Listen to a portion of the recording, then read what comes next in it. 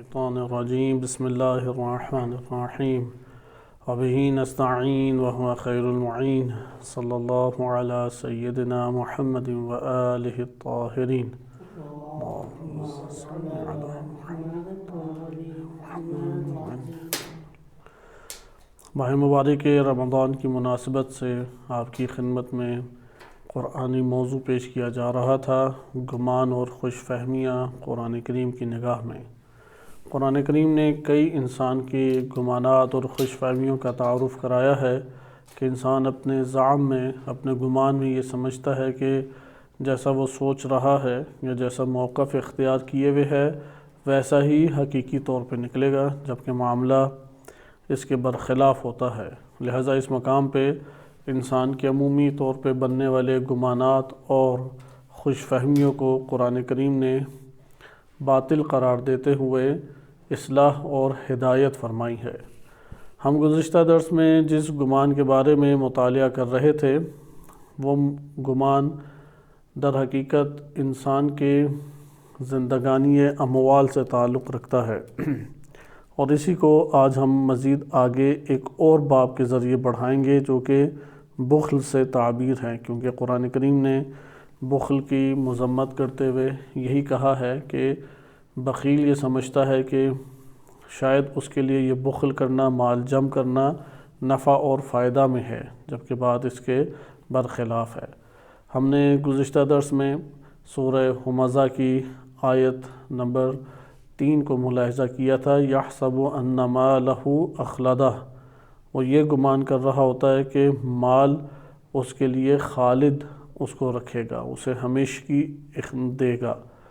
بلا شک و شبہ مال انسان کی زندگی کے اس طور پہ قوام کے لیے ہے کہ اس دنیا کے اندر جو انسان زندگی بسر کر رہا ہے اس مادی زندگی کے ایک قیام کے لیے، اس مادی زندگی کو مینج کرنے کے لیے، تدبیر کرنے کے لیے مال کی ضرورت ہے، اور اللہ تعالیٰ نے جائز بھی قرار دیا ہے، اور اسی میں اللہ تعالیٰ نے الہی و لوگوں کے حقوق الناس رکھے ہیں، یعنی حقوق اللہ بھی ہیں، حقوق الناس بھی اس میں پائے جاتے ہیں۔ مثلا حقوق اللہ جیسے زکوٰۃ ہے، صدقات ہیں، مختلف قسم کے راہ الہی میں خرچ کرنا، یہ اللہ کے حقوق میں سے جو مال کے اندر موجود ہے۔ کچھ حقوق الناس ہیں جیسے نان نفقہ کا واجب ہونا ہے، یا اسی طریقے سے مومنین کی اس وقت مدد، اپنے عزیز اقربا کی مدد کرنا جب ان کے انتہائی ضرورت بن گئی ہو، یا کوئی معاملہ کیا ہے خرید و فروخت کا یا دیگر معاملات دین اسلام نے متعارف کرائے ہیں۔ لہذا مال خرچ کرنے کے لیے ہے، ضرورت کے لیے ہے۔ ہم گزشتہ درس کی مباحث میں وارد نہیں ہوتے چونکہ آج کا جو ٹاپک ہے وہ بھی قدر طولانی ہے، لیکن گزشتہ درس کے جو ایک خلاصہ ہمارے پاس بنتا ہے وہ یہ ہے کہ مال اس دنیا کی زینت کا ذریعہ ہے۔ المال والبنون زینت الحیات الدنیا، دنیاوی زندگی کی زینت وہ مال اور بچے ہیں، اولاد ہیں، بیٹے ہیں۔ اچھا، زینت سے انسان فریب کھا جاتا ہے، دھوکہ کھا جاتا ہے، اور یہی انسان کے لیے مشکل ایجاد یہاں پر ہی ہوتی ہے۔ نمبر 2 کہ مال انسان کی جب چھوٹی چھوٹی ضروریات اس دنیا کے اندر پوری کرتا، انسان خود مشاہدہ کرتا ہے کہ مال پوری کر رہا ہے اس کی چھوٹی چھوٹی ضروریات، تو یہاں پر انسان یہ گمان کرنے لگتا ہے کہ اس کی بڑی مشکلات بھی اسی مال سے حل ہوں گی۔ پھر آہستہ آہستہ یہ گمان کرنے لگ جاتا ہے کہ سب مشکلات اس کی مال ہی سے حل ہونے والی ہیں، مال نہیں ہے تو کوئی بھی اس کی مشکل حل نہیں ہوگی۔ اور یہاں سے ایسے فرد کے لیے کہ جو یہ تصور کرنے لگ جائے، قرآن کریم نے حطمہ کی سزا سنائی ہے کہ ان لوگوں کے لیے اللہ تعالیٰ نے لا ينبذن فی الحطمہ، حطمہ ایک آگ ہے جو اللہ نے بھڑکائی ہے اور روحوں تک سرایت کر جائے گی۔ پھر قرآن کریم یہ بھی بیان کرتا ہے کہ اللہ تعالیٰ نے اس مال کو تم لوگوں کے معاشرتی اور اجتماعی زندگی اور اپنی ضروریات زندگی کو پورا کرنے کا سبب اور وسیلہ قرار دیا ہے، لہٰذا لا تؤتوا السفہاء اموالکم، اپنے اموال کہ جو تمہارے قیام کا ذریعہ ہیں، قائم ہونے کا ذریعہ ہیں، تمہارے معاشرے میں کھڑے ہونے کا ذریعہ ہیں، وہ احمقوں اور نادانوں کے ہاتھوں میں مت دو۔ لہٰذا اسی مال سے تم نے نان نفقہ پورا کرنا ہے، اسی مال سے تم نے پھر دین الہی کی مدد کرنی ہے، راہ الہی میں خرچ کرنا ہے، آخرت کا سامان پیدا کرنا ہے۔ لہذا یہ مال اگر اب ہم نے ملاحظہ کیا کہ مال اول خرچ کرنے کے لیے ہی ہے، نہ کہ جمع کیا اور اسے پھر محفوظ رکھا اور پھر یہ توقع سے باندھ لی کہ یہ ہمیشہ ہمیں نجات دے گا۔ یہ باطل اور گمراہ کن نظریات ہیں۔ اس کے مد مقابل صحیح نظریہ کیا ہے کہ جیسے سورۃ النساء کی آپ کی خدمت میں آیت پڑھی گئی تھی کہ یہ تم لوگوں کے معاشرے کے اندر کھڑے ہونے کا ایک وسیلہ اور سبب ہے اور معاشرتی زندگی میں آبرومندانہ عزت آور زندگی اور قناعت کے اوپر زندگی بسر کرنے کا ذریعہ ہے۔ لہٰذا اسے نفقہ پورا کرو، دین الہی کی مدد کی جائے، معاشرے کو فائدہ پہنچایا جائے، آخرت اس سے کمائی جائے۔ اس سے ہمارے پاس یہ نتیجہ نکلتا ہے کہ مال کی زندگی خرچ کرنے پہ ہے۔ وہ مال جو خرچ نہیں ہوتا وہ موت کا شکار ہو جاتا ہے۔ اللہ تعالیٰ نے کائنات کے اندر یہ اصول رکھا ہے کہ جو چیز حرکت نہیں کرتی وہ آہستہ آہستہ موت کا شکار ہو جاتی ہے۔ کائنات میں ہر چیز حرکت کی اساس کے اوپر حیات کو پاتی ہے، لہذا مال کے لیے انفاق حیات کا باعث ہے۔ بالکل اسی طرح جیسے انسانی جسم آکسیجن کے اوپر چلتا ہے اور انسانی روح علم اور معرفت کے اوپر زندہ رہتی ہے، بالکل اسی طریقے سے مال انفاق خرچ کرنے کی اساس کے اوپر رہتا ہے۔ خرچ کریں دوسروں کے اوپر، احسان کریں، نیکی کریں، دوسروں کے ساتھ اس کے ساتھ بھلائی کریں اس مال کے ذریعے سے۔ مال اس کام کے لیے اللہ تعالیٰ نے عطا کیا ہے۔ لہذا مال کی زندگی کس میں ہے؟ انفاق میں۔ خرچ کرے گا وہ تر و تازہ ہوگا، گردش کر کے پھر اللہ تعالیٰ کسی نہ کسی سبب سے اس کے ہاتھ چند گنا بڑھا کے اسے عطا کرے گا اور دے گا۔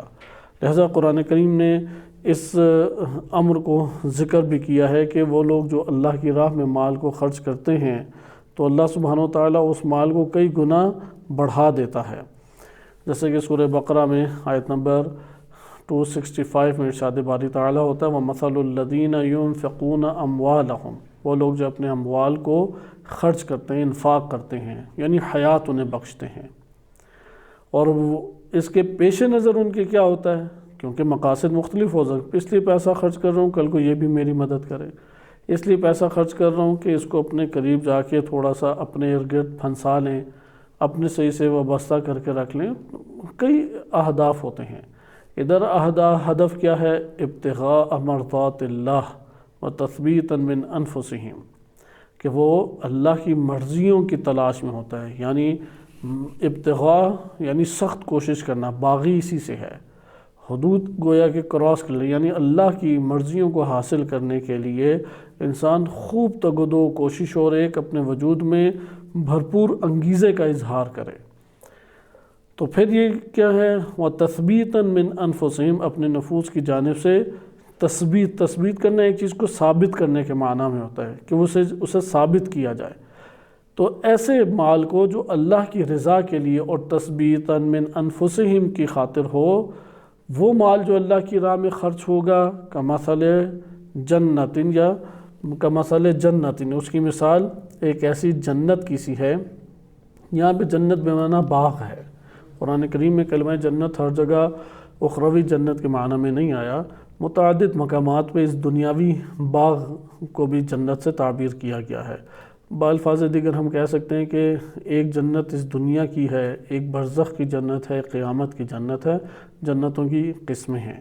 یہاں پہ دنیاوی جنت کی بات کریں کمثل جنت بربوۃ اصابها وابل، کہ ایک جنت ہے جو اونچائی کی طرف موجود ہے، اونچی جگہ کے اوپر جنت بنی ہوئی ہے اور وہاں پہ یعنی ایک باغ اونچائی کے اوپر بنا ہوا ہے اور ادھر بارش برستی ہے، اور جب بارش برستی ہے فآتت اکلها ضعفین، تو وہاں پہ پھر اس کے پھل 2 گنا یعنی 2 گنا ڈبل یا 2 گنا سے اوپر اس کے پھل جو ہیں لگتے ہیں۔ ضعفین کہتے ہیں 2 گنا کو، یعنی ایک چیز کا 2 برابر ہو جانا۔ فَإِن لَّمْ يُصِبْهَا وَابِلٌ، اگر وہاں پہ کیونکہ اونچائی کے اوپر ہے وہ، اگر اس کے اوپر بارش نہ بھی برسے فَطَلٌ، تو اس کے باوجود رات کے ٹائم وہ اس کے اوپر ایک پھوار سی آ جاتی ہے، ٹھنڈک پیدا ہوتی ہے تو پانی پانی ہلکا سا اس کے اوپر آ جاتا ہے۔ واللہ بما تعملون بصیر، اور جو کچھ تم انجام دیتے ہو اللہ اس کے اوپر بہت بصیرت رکھتا ہے، بہت دقت سے اس کو دیکھتا اور جانتا ہے۔ یہ آپ نے آیت کریمہ دیکھی کہ مال کی علیہ السلام، مال کی جو ہمارے پاس زندگی ہے وہ زندگی در حقیقت وہ اس کے خرچ کرنے پر ہے۔ خرچ مال نہیں ہوتا تو یہ مریض، بیمار اور مردہ ہو جاتا ہے۔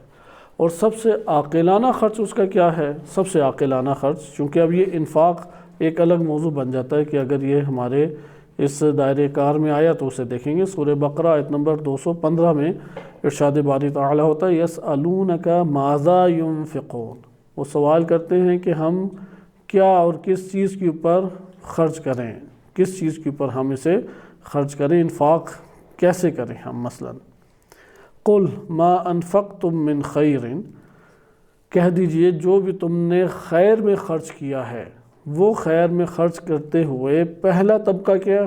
فللوالدین، والدین پہلا طبقہ ہے، والاقربین پھر دوسرا طبقہ قریبی رشتہ دار، والیتامی پھر یتیم ہیں معاشرے کے اندر، والمساکین پھر مسکین ہیں جو خود حرکت صحیح طرح سے نہیں کر پاتے اور ایک قسم کے جامد ہو کے گھر محبوس ہو گئے ہیں، وابن السبیل ہے، اور ابن سبیل ہے، مختلف اس کی تشریحات ہیں، ان میں سے ایک تشریح یہ ہے کہ کوئی مسافر جو اپنے شہر میں ممکن ہے کہ مالدار ہو لیکن سفر کے دوران نادار فقیر ہو گیا ہو۔ وما تفعل من خیر، جو بھی تم خیر انجام دو گے فإن اللہ بہ علیم، اللہ کو اس کی بھرپور اور مکمل خبر ہے۔ یہاں پہ آپ نے دیکھا کہ بتایا کہ خرچ کس کے اوپر کریں، بس خرچ کرتے ہوئے پہلی آیت انفاق کی تھی، اس میں توجہ دلائی گئی کہ اللہ کی مرضی کے لیے خرچ کرو، وہ تمہارے ایمان کو تمہارے نفس میں ثابت کرنے کا باعث بن جائے۔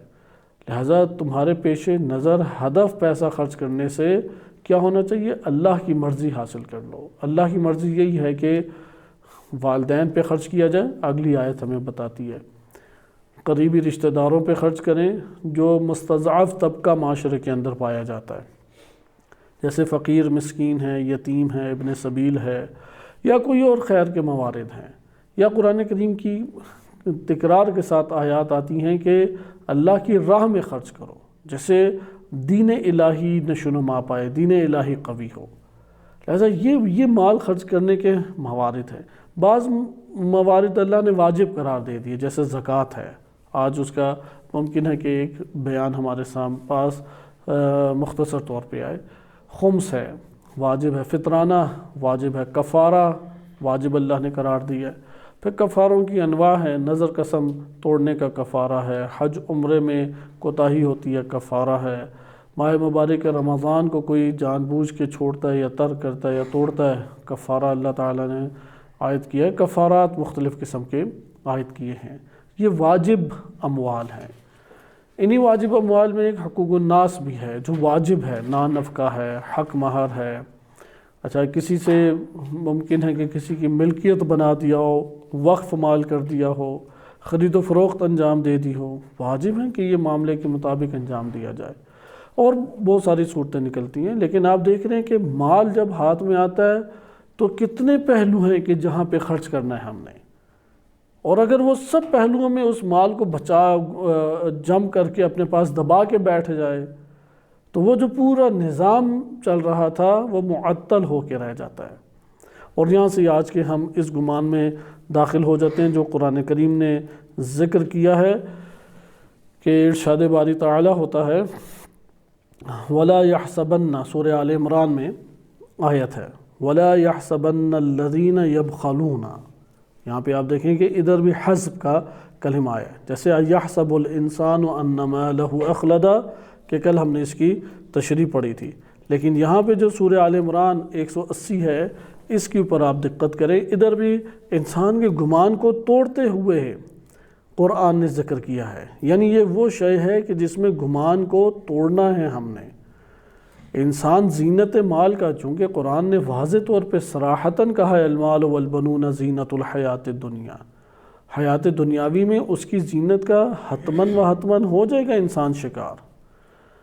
اسی طریقے سے یہاں پر ایک اور گمان، چونکہ زینت کا شکار ہو گیا تو باطل گمان کرنے لگ جائے گا۔ مثلا وہی باطل گمان آپ نے مطالعہ کیے کہ انسان یہ گمان کرنے لگ جائے گا یہ ہمیشگی مجھے عطا کرے گا، ہمیشہ میرے لیے نجات دہندہ اور مشکل کشا ہوگا، یہ مال جمع کرنے کے لیے تھا، یہ مال جمع کر کے شمار کرتے رہیں، اسے سنبھال کے رکھنا چاہیے، اسے قیمتی ترین کوئی چیز، اس طرح کے گمان کرنے لگ جائے گا۔ قرآن نے یہ گمان توڑے اور بتایا کہ خرچ کرو پہلے تم مال کو آگے، پھر بتایا کہ کن چیزوں پہ خرچ کرو، پھر جب اللہ کی راہ کی باری آئی تو اس کے اوپر اللہ تعالیٰ نے بیان فرمایا کہ 2 گنا برابر تمہیں اللہ تعالیٰ پلٹائے گا۔ جب تم نے اللہ کو عطا کیا ہے مال تو ادھر بشر کو تم نے نہیں دیا، حقیقت میں تو تم نے اللہ سے اپنا معاملہ کیا ہے، اور اللہ سے معاملہ کرتے ہوئے تم نے یہ مال خرچ کیا، تو اللہ تعالیٰ وہ کسی کا احسان اپنے اوپر نہیں لیتا، لہذا اللہ تعالیٰ کئی گنا بڑھا کے انسان کو وہ چیز واپس کرتا ہے۔ اس لیے ابتغاء مرضات اللہ مال کو خرچ کرنا چاہیے۔ تو مال کے بارے میں ہمارے پاس اور بھی کثیر اس طرح سے آیات ہیں۔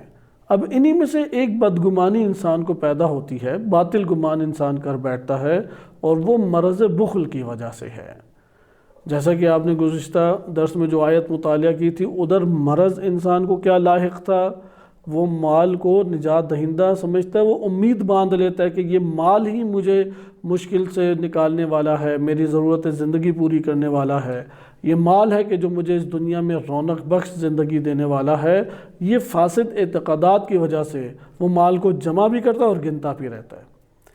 لیکن ممکن ہے کہ وہ بخیل نہ ہو، کیونکہ مال خرچ کر رہا ہے تو اپنی ضرورت زندگی پوری کر رہا ہے، زینت دنیا لے رہا ہے، مشکلات حل کر رہا ہے، لیکن ادھر کون سا ایک مرض اسے لاحق تھا؟ وہ مرض یہ تھا کہ وہ مال کو ہمیشہ کی زندگی دینے والا سبب قرار دے رہا ہے، اسے اپنے لیے مشکل کشا قرار دے رہا ہے، اسے اپنے لیے نجات دہندہ قرار دے رہا ہے۔ یہاں پہ جس گمان کا تذکرہ ہے وَلَا يَحْسَبَنَّ الَّذِينَ يَبْخَلُونَ بِمَا آتَاهُمُ اللَّهُ مِنْ فَضْلِهِ، کہ جن لوگوں کو اللہ نے اپنے فضل سے عطا کیا تھا۔ لوگ تو یہی سمجھتے ہیں کہ میری لک تھی تو اتنا پیسہ نکل آیا، لاٹری نکل آئی، کوئی اسی طریقے سے مختلف سکیمیں ہیں اس میں مال نکل آیا، تو میں ایسا خوش قسمت ہوں کہ میرے لیے یہ مال نکلنا چاہیے تھا، یا میں نے اتنی زحمت کی، محنت کی، جاب کی، ذہن لڑایا ہے، دن راتیں کی، اس لیے مال تو میرا حق بننا ہی چاہیے تھا۔ نہیں، یہ اللہ کا فضل ہے کہ جو عطا ہو رہا ہے۔ اگر اللہ کا فضل نہ ہوتا تو کئی حوادث ہو سکتے تھے، کیا پتہ مال چھن جاتا، کیا پتہ وہ جو مد مقابل ہے وہ چور لٹیرا نکلتا، کیا پتہ دھوکہ ہو جاتا، کیا معلوم گھر میں ایسا حادثہ برپا ہوتا سارا مال ہی اس کے اوپر لگ جاتا، کیا پتہ مال تو بہت زیادہ ہوتا لیکن نہ کھا پی سکتا ہے، نہ چل پھر سکتا ہے، کچھ بھی نہیں، اسے فائدہ ہی نہیں اٹھا سکتا، کیا پتہ اس دنیا میں ہی نہ رہتا۔ کتنی ہی چیزیں آپ تصور کر سکتے ہیں، اور سارے ہر آن ہمارے ارد گرد 24 گھنٹے ارد گرد ہمارے ہیں، ایک سیکنڈ کے لیے بھی ہم سے دور نہیں ہے، سارے کے سارے خطرات اور سارے کی ساری ہلاکتیں، کوئی بھی ہم سے ارد گرد دور نہیں ہے۔ اس لیے اس کو اللہ کے فضل کے اوپر انسان موقوف کرے، نسبت دے کہ بما آتاہم اللہ من فضل، اللہ نے اپنے فضل سے جو تمہیں عطا کیا ہے۔ وہ لوگ یہ گمان، کون گمان کرتے ہیں؟ کہ جو بخل کر رہے ہیں۔ اچھا، وہ گمان کیا ہے؟ یہ تو ان لوگوں کا تعارف قرآن نے ابھی تک کرایا کہ جو گمان کر رہے ہیں، وَلَا يَحْسَبَنَّ الَّذِينَ يَبْخَلُونَ، وہ لوگ جو بخل کرتے ہیں وہ ہرگز یہ گمان نہ کریں۔ اچھا، بخل کرنے والے بھی کیا ہیں؟ کس چیز میں بخل کر رہے ہیں؟ بما آتاہم اللہ من فضلہ، جسے اللہ نے اپنے فضل سے عطا کیا ہے۔ بخل بھی اس چیز میں کریں جو اللہ نے عطا کی، نہ اس کی اپنی کوئی چیز ہے، کیونکہ اپنی تو کوئی چیز انسان لا ہی نہیں سکتا۔ جو اللہ نے عطا کیا ہے، جو ہے بھی اللہ کا مال، اور بخیل بھی اسی کے اوپر بنا ہوا ہے، لیکن وہ گمان کیا، وہ بخیل گمان کیا کرتا ہے؟ یہاں پہ دقت کی ضرورت ہے۔ بخیل گمان کرتا ہے ہوا خیرا لہم، کہ یہ جو گمان کرنا ہے ہوا خیرا لہم، یہ ان بخلاء کے لیے، بخیلوں کے لیے بہت بہتر ہے۔ یعنی ان کا مال جمع کرنا، دبائے رکھنا، نہ نکالنا، نہ خرچ کرنا، نہ گردش دینا، اصلاً یہ ان کے لیے برا نہیں ہے بلکہ خیر ہی خیر ہے، لیکن قرآن کیا کہتا ہے بل ہوا شر لہم، یہ ان کے لیے شر ہے، یہ برائی ہے، یہ نقصان ہے، یہ ہلاکت ہے، ان کے لیے شر ہی شر ہے اس میں۔ اچھا، وہ شر کا تعارف بھی قرآن بیان فرماتا ہے۔ اب یہ جو انہوں نے مال کو جم کر کے رکھا، یہ بنتی کیا چیز ہے؟ کیونکہ نفس کے اندر پہلے وہ جم ہوتا ہے، پھر باہر جم ہوتا ہے۔ انسان پہلے مثلا نیت کرتا ہے، ارادہ کرتا ہے، موقف اختیار کرتا ہے، پہلے یعنی اپنے نفس کو آلودہ ان چیزوں کے ذریعے سے کرتا ہے۔ جب نفس آلودہ ہو جاتا ہے پھر باہر فساد برپا کرتا ہے، کیونکہ وہ فساد برپا کرے گا۔ کتنی ہی اس نے دروازے بند کر دیے کہ اس کے مال سے جو اللہ تعالیٰ نے رونق زندگی مختلف لوگوں کے لیے قرار دی تھی، اس نے سب کے سب لوگوں کا حق جو ہے وہ سلب کر لیا۔ اس لیے آپ یہاں پہ دیکھیں کہ آگے کیا قرآن بیان فرما رہا ہے، بل ہوا شر لہم، یہ ان کا بخل کرنا یہ شر ہے۔ یہ گمان کر رہے تھے کہ ہمارے لیے خیر ہے، نہیں، یہ شر ہے۔ سَيُطَوَّقُونَ مَا بَخِلُوا بِهِ يَوْمَ الْقِيَامَةِ، روز قیامت انہیں یہ جو بخل کر رہے تھے، یہ بخل کرنے والی چیز طوق کی صورت میں ان کے پٹا ایک بن جائے گا، جو سیدھا پکڑ کے جہنم میں ان کو لا کے ڈالا جائے گا۔ یعنی یہ جہنم کا ایک پٹا ان کے لیے بن جائے گا، جو کہ ان کے پھر طوق، مال کا ایک طوق انہیں بنایا جائے گا۔ اور وہ مال کون سا ہوگا؟ جسے بخل کرتے ہوئے انہوں نے اپنے پاس رکھا تھا۔ پھر آگے کیا قرآن کے بیان فرماتا ہے، وَلِلَّهِ مِيرَاثُ السَّمَاوَاتِ وَالْأَرْضِ، آسمانوں اور زمین کی میراث ہوتی ہے وہ مال جو چھوڑ جائے۔ تو اس دنیا کے اندر آسمان اور زمین نے جو کچھ اپنے وجود کے اوپر چھوڑا ہوا ہے وہ کس کی ملکیت ہے؟ وہ ایک ذات، واحد ذات، اللہ تعالیٰ کی ذات ہے۔ واللہ بما تعملون خبیر، جو تم لوگ عمل انجام دیتے ہو اللہ اس سے خوب باخبر ہے۔ اس آیت کریمہ میں آپ نے ملاحظہ کیا کہ قرآن کریم کی یہ آیت در حقیقت یہ باطل گمان انسان کے وجود میں توڑ رہی ہے، اسے ہدایت کر رہی ہے کہ یہ تمہارے لیے خیر نہیں ہے جو پیسے تم بچا کے رکھتے ہو۔ آج کل تو ایک قسم کی زیرکی یہ بن چکی ہے کہ انسان کے پاس پیسے ہوتے ہیں لیکن وہ کہتے ہیں کچھ ہے ہی نہیں میرے پاس۔ اچھا، اگلا کہیں طلب نہ کر لے، مانگ نہ لے، اس کے لیے پھر کہتے ہیں کہ نہیں ہمارا تو گزارا ہی نہیں ہوتا، کہاں سے پیسے ہم لے کے آئیں۔ ٹھیک ہے، بعض لوگ غلط سلط طریقوں سے انسان کے اوپر چڑھائی کر دیتے ہیں جن سے بچنا بھی انسان کے لیے بڑا مشکل ہوتا ہے، لیکن اور طریقے اختیار کرے، جھوٹ نہ بولے۔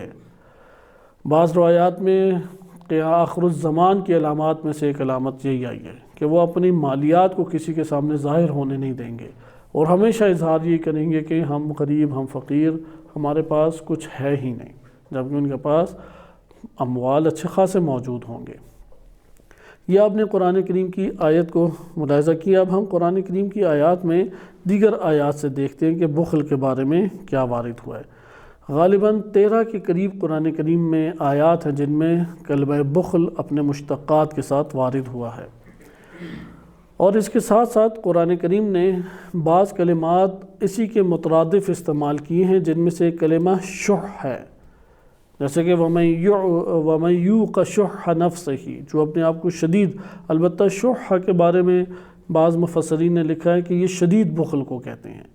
اس لیے سورۃ تغابن آیت نمبر 16 میں ارشاد باری تعالیٰ ہوتا ہے کہ فَاتَّقُوا اللَّهَ، تقوی الہی اختیار کرو، مَسْتَطَعْتُم، جتنے تم میں استطاعت ہے، استطاعت کے مطابق تقوی الہی کی کوشش کرو۔ وَاسْمَعُوا، اور تم لوگ سنو، وَأَطِيعُوا، یعنی ہدایت کو کان لگا کے غور سے سنو، وَأَطِيعُوا، اور اطاعت کرو اس ہدایت کی، وَأَنفِقُوا خَيْرًا لِأَنفُسِكُمْ، اور خرچ کرو، یہ تمہارے نفوس کے لیے بہت بہتر ہے۔ انفاق کرو، خرچ کرو۔ خرچ کرنے میں بھی ابھی انشاءاللہ ضابطہ آ رہا ہے، نہ نادان اور بے وقوف بننا اس میں اچھا ہے، اور نہ ایسی زیرکی چلنا کہ بخیل ثابت ہو جائے، یہ درست ہے۔ درمیانی راہ درست راہ ہے۔ بہرحال ابھی اس آیات کے ہم مرحلے کو ملاحظہ کر لیں، پھر احادیث کی طرف چلتے ہیں، چونکہ احادیث میں اس کو طولانی طور پہ ذکر کیا گیا ہے۔ تو یہ آپ نے آیت ملاحظہ کی کہ خداوند متعال فرماتا ہے اس آیت میں کہ تم تقوی الہی اختیار کرو اور ہدایت کو سنو، اطاعت کرو، وَأَنفِقُوا خرچ کرو، فعل امر ہے، انفاق کرو۔ انفاق یہ ہے کہ ایک ہاتھ سے آئے تو اس طرح سے دوسرے ہاتھ سے نکل جائے کہ جو طریقے قرآن نے متعارف کرائے کہ بعض ابھی آپ نے مطالعہ کی۔ خیراً لِأَنفُسِكُمْ، یہ تمہارے نفوس کے لیے بہت بہتر ہے۔ وَمَن یوق شح نفسہ، جو اپنے نفس کو بخل سے بچا لے، فَأُولَئِكَ هُمُ الْمُفْلِحُونَ، یہی لوگ کیا ہیں؟ فلاح یافتہ ہیں۔ یاد رکھیں کہ جو شخص اموال میں، لین دین میں احسان کا سلوک کرتا ہے، اللہ اسے محبت کرنے لگ جاتا ہے، اللہ تعالیٰ اسے عطا کرتا ہے۔ جو چلاکیاں دکھاتا ہے، زیرکی اس چیز میں دکھاتا ہے، ہاں ایک دفعہ انسان نے اپنی چیز بچانی، اس میں عیب نہیں ہے، پتہ ہے کہ ان ہاتھوں میں گئی تو چیز گئی ہے قسم کی، وہاں پہ نادان بننا نہیں چاہیے انسان کو، کیونکہ وہ اس کے اپنے اور اپنے خانوادے کے استعمال کے لیے ایک شے ہے۔ اگر اسے پتہ ہے کہ اسے میں نے عمومی کر دیا تو بچے گی نہیں، تو یہاں پہ وہ اپنی ضرورت کے لیے، جیسے ہم پڑھ چکے ہیں کہ انفاق کا پہلا طبقہ وہ خود، اس کے والدین اور اس کے خانوادہ اور پھر قریبی رشتہ دار ہیں۔ تو خلاصہ کلام یہ شح کا لفظ بھی اسی میں آتا ہے۔ کلمہ شح کیا ہے؟ کہ بخل کو کہتے ہیں۔ انہی میں سے ایک کلمہ ظنین بھی بعض علماء نے اس کی تشریح بھی کیا کی ہے، وَمَا هُوَ عَلَى الْغَيْبِ بِظَنِين، ظنین کا بعض نے ترجمہ کیا ہے کہ یہ بھی بخل کے معنی میں آتا ہے۔ ایک اور قرآن نے آیت ذکر کی ہے کہ جس کے مطابق وسط کے درمیان اگر مال خرچ کیا جائے، نہ انفاق ہے، نہ اسراف ہے، نہ مثلاً قطر ہے، کہ قرآن کی آیت وَالَّذِينَ إِذَا أَنفَقُوا لَمْ يُسْرِفُوا وَلَمْ يَقْتُرُوا وَكَانَ بَيْنَ ذَلِكَ قِوَامًا، کہ یہاں پہ جو ہے اقتار اور اسراف، اقتار کا جو مطلب قرآن نے ذکر کیا ہے وہ بھی بخل سے تعبیر ہوتا ہے۔ بس آپ دیکھ لیں کہ مختلف ہمارے پاس معنی اس عنوان سے آ جاتے ہیں۔ سورہ فرقان آیت نمبر 67 ہے، اس کو بھی توجہ سے دیکھیں۔ ایک ہمارے پاس بخل کے عنوان سے ہو گیا معنی، دوسرا لفظ ہو گیا شح کے لفظ سے، شین ہے شحیح یعنی بخیل، اور ایک ظنین، ظنین میں البتہ اختلاف ہے، بعض نے یہ تعبیر کیا، لیکن آپ ان دو کے اوپر یہ اتفاقی دو کلمات ہیں، بخیل اور شحیح یعنی، اور تیسرا کیا ہے؟ اقتار یا قطر۔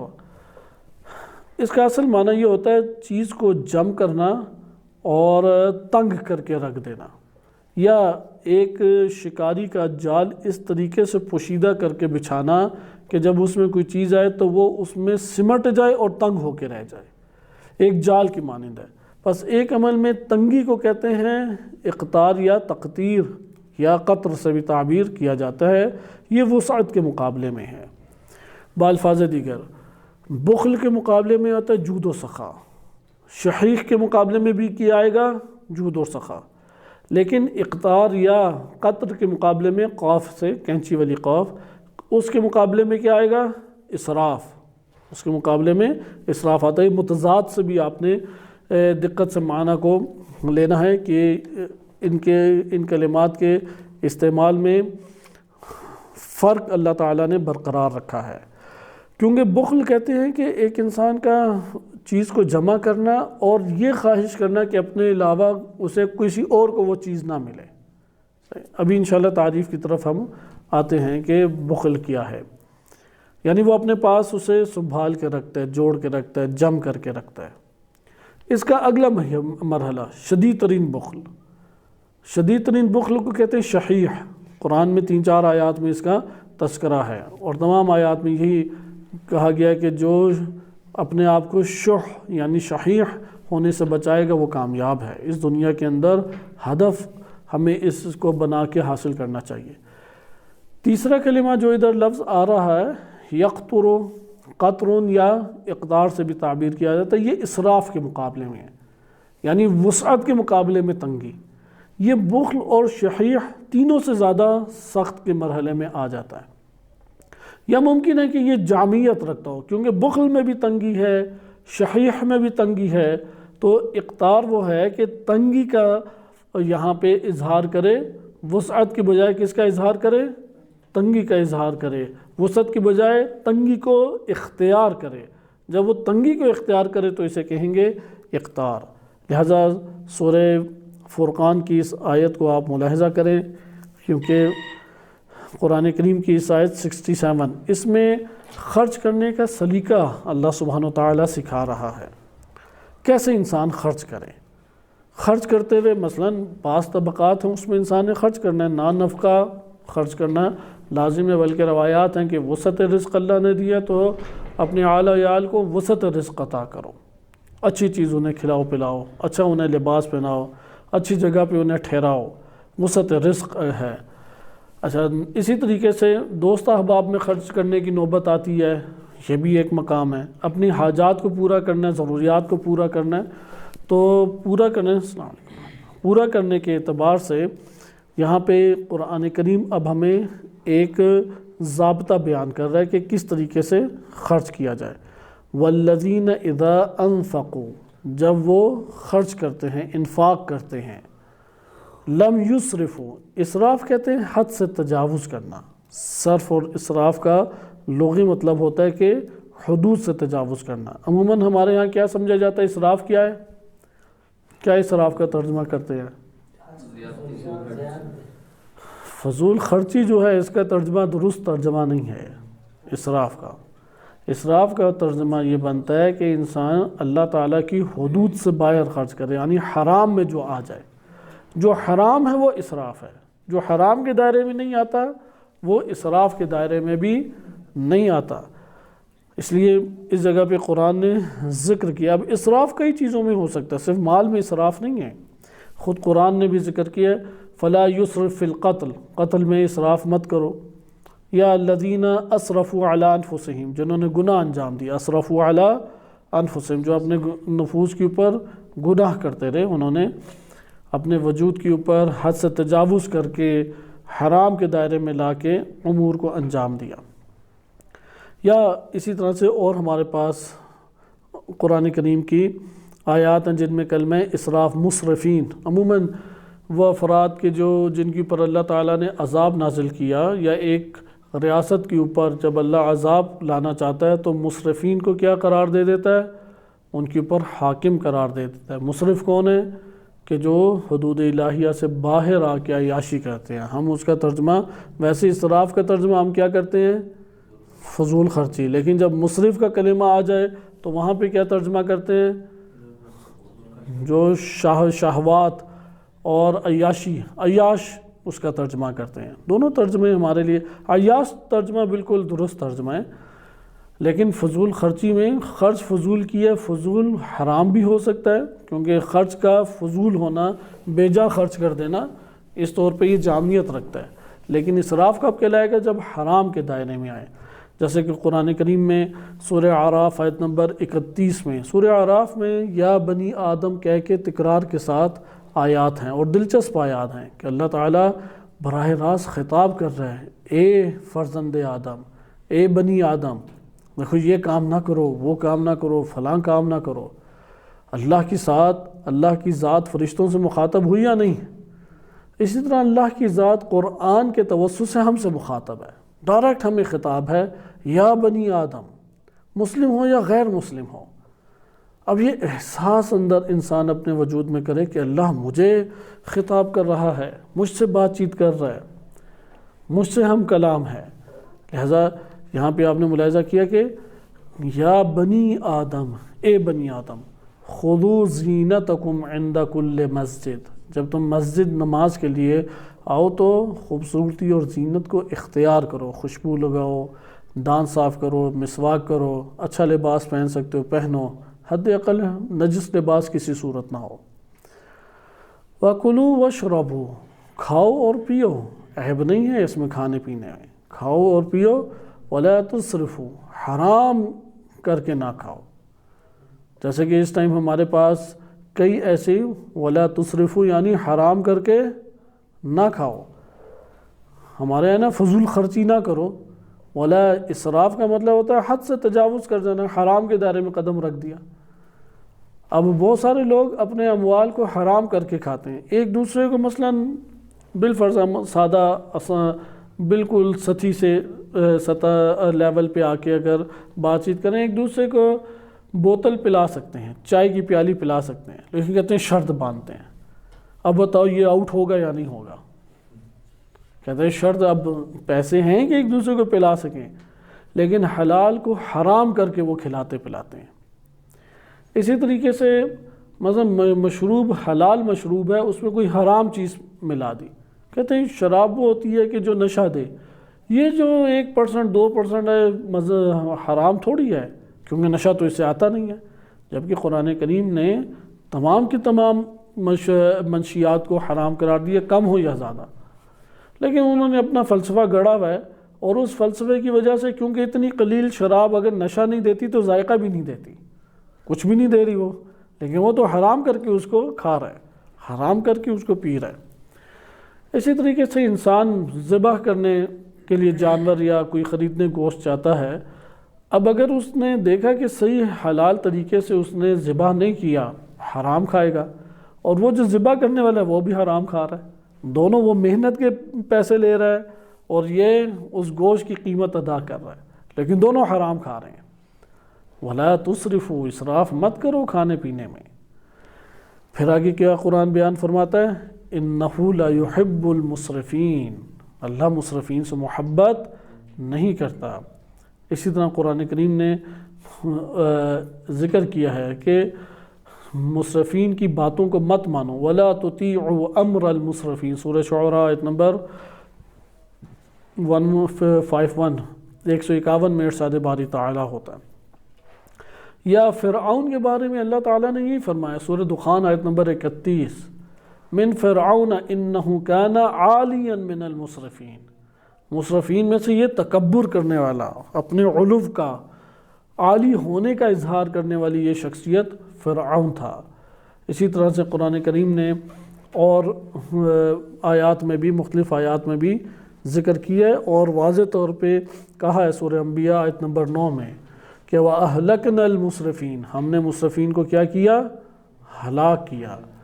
بس یہ ہمارے پاس ایک تعبیر آ گئی کہ جس میں آپ نے ملاحظہ کیا کہ اسراف کے حوالے سے، کہ جب خرچ مال کرنا ہے تو حرام کر کے نہیں کھانا پینا، حرام کے دائرے میں نہیں رکھنا۔ مثلا اگر ایک غذا ہمارے لیے کافی ہے، ہم دوسری اور تیسری منگوا لیتے ہیں اور وہ ہمارے دائرے اختیار سے باہر ہے کہ ہم کھا سکیں، تو عقل مندانہ طریقہ کار ہے اسے پیک کرا لے، اگر پتہ ہے کہ یہ کوڑے میں جائے گی اور ضائع ہو جائے گی، کیونکہ بہت سارے بشر کی یہ ضرورت بن سکتی ہے۔ اچھی پیکنگ کرائیں، اس میں کسی قسم کی جھجک کا اظہار نہ کریں، اور کسی غریب اور فقیر تک اسے پہنچائیں، وہ کتنے ہی لوگوں کا سرمایہ اور کتنے ہی لوگوں کا رزق بن جاتا ہے۔ اول اس سے زیادہ کی جو انسان کی خواہش ہے یا زیادہ کا انسان کا اہتمام ہے، اگر وہ قابل استعمال نہیں ہے تو یہ اقدام ہی نہیں ٹھیک۔ ہاں بعض اوقات یہ ہو جاتا ہے اندازہ نہیں ہوتا، مہمان ہیں 1-2 ڈشیں بناتے ہیں، اندازہ نہیں ہوا اور زیادہ جم ہو گیا، یہ مورد الگ ہے، یہ مورد جدا ہمیں کر لینا چاہیے، کیونکہ اس میں اس کی نیت یہ نہیں تھی کہ میں اسراف کروں، لیکن اب زیادہ بن گیا ہے، اسے سنبھالا بھی ہے، استعمال بھی کیا، اب دائرے سے باہر ہے، ایک وقت آتا ہے خراب ہو جاتا ہے۔ ادھر بھی استغفار بارگاہ الہی میں کرنی چاہیے، لیکن یہ وہ امر نہیں ہے کہ یہ حرام امر تھا۔ حرام امر کا ہے کہ پتہ ہے کہ یہ میں نے استعمال نہ ہونا ہے نہ کھانا ہے میں نے، اور اس کے نتیجے میں کیا نکلنے ہیں کہ پیسے بھی دینے ہیں اور پھر یہ کوڑے میں جا سکتا ہے، نہیں، اس کا اہتمام کریں، وہ پہنچائیں افراد تک۔ تو یہ ہے کہ خرچ کرنے میں اسراف سے پہلی چیز ہے کہ بچیں، اسراف کے دائرے میں قطع نہیں آنا۔ مثلا بیجا پانی کھولا ہوا ہے، بیجا گھی زیادہ ڈال دیا ہے، بیجا فلاں اور 4 چیزیں بنا لیا اور پڑی خراب ہو گئی۔ مثلا روٹیاں جو ہیں وہ 50-60 زیادہ لے آئے، پڑی خراب ہو گئی، وہ سب کی گردن کی پر آئے گی۔ یہ نہ سمجھے نظریں چرا کے ہم چلے گئے تو بس اب یہ کسی کی گردن پہ نہیں ہے، کیونکہ ایک پائی کا جب ذرہ خیر کو دیکھیں گے تو ذرہ شر بھی تو دیکھیں گے نا ہم سب۔ تو یہ کس طرح سے ہم توقع کرتے ہیں کہ میں نظر چرا کے چلا جاؤں تو بھائی یہ میرے اوپر سے میرے کندھوں سے اتر جائے گا، لہذا اسراف نہ کریں۔ دوسرا کیا ہے؟ وَلَمْ يَقْتُرُوا، قطر کسے کہتے ہیں؟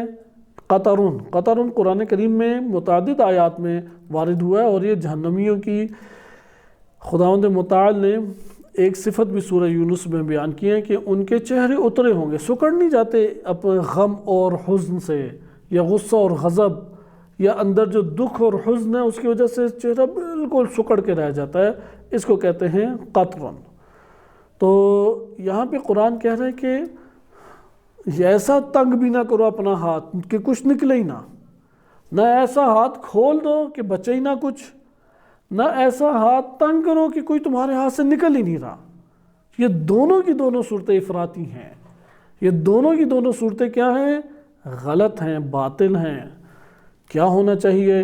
وَكَانَ بَيْنَ ذَلِكَ قِوَامًا، بین ذالک قواما، ان دونوں کے درمیان اللہ تعالیٰ نے قوام رکھا ہے، ان دونوں کے درمیان اللہ تعالیٰ نے انسانی کمال کو قائم کیا ہے، ان دونوں کے درمیان اللہ تعالیٰ نے معاشرے کے اندر اقتصاد کو قائم کیا ہے۔ زندگی انہی دو کے درمیان بسر ہونی چاہیے، نہ مال ہاتھ اس طرح کھولیں کہ پھر نہ کچھ بچے اور ضائع پہ ضائع ہوتا جائے اور حرام کے دائرے میں آ جائے، اور نہ مال کو اس طرح سے تنگ کریں کہ جیب سے کوئی نکلے ہی نہ، جتنے اسے تانے دے دیں اس کی جیب سے نہیں نکلا، جتنا مذاق اڑا لیں، جتنا گھیر گھار کے لے آئیں، اس کے جیب سے اگر کچھ نکلے بھی تو ایسا نکلے کہ اگلا شرمندہ ہو کہ یہ پاس ہی رکھتا تو بہتر تھا، اس طرح سے بھی تنگ کر کے نہ اسے رکھ دے۔ تو ان دو کے درمیان اللہ تعالیٰ نے معیشت رکھی ہے۔ بخل کے بارے میں اور بھی ہمارے پاس متعدد آیات کریمہ ہیں، کیونکہ ابھی تک 2 ہی آیات پڑھی ہیں، اگر اگلے درس میں فرصت ملی تو ہم اس موضوع کو آگے لے کے چلیں گے۔ ہم ادھر اخلاق کی طرف آتے ہیں، کیونکہ یہ اخلاقی ایک مرض سے تعلق رکھتا ہے۔ بخل کیا ہے؟ اخلاقی مرض ہے۔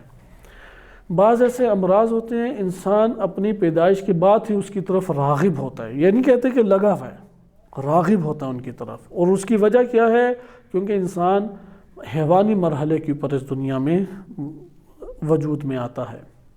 جب پیدا ہوتا ہے تو علماء اخلاق و فلاسفہ اور دیگر علماء محدثین کے مطابق 100% حیوان ہوتا ہے، 100% انسان بننے کی صلاحیت ہوتی ہے، انسان نہیں اندر سے ہوتا، بننے کی صلاحیت ہوتی ہے۔